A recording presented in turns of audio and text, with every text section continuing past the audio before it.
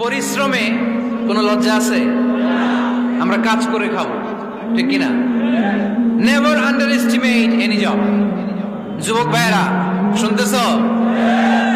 এরকম আওয়াজ করতে হবে, কান খাড়া করে শোনো।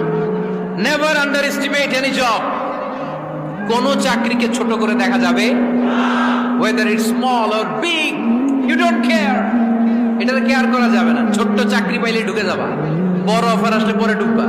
এটা ছোট কাজ, এটা হোটেলের ওয়েটার, এটা ছোট্ট স্টাফ, এটা কেরানি না। কাজ কাজই, কাজের মধ্যে কোনো ছোট বড় নাই। খেটে খাওয়া মানুষকে বিশ্বনবী অনেক সম্মান করতেন।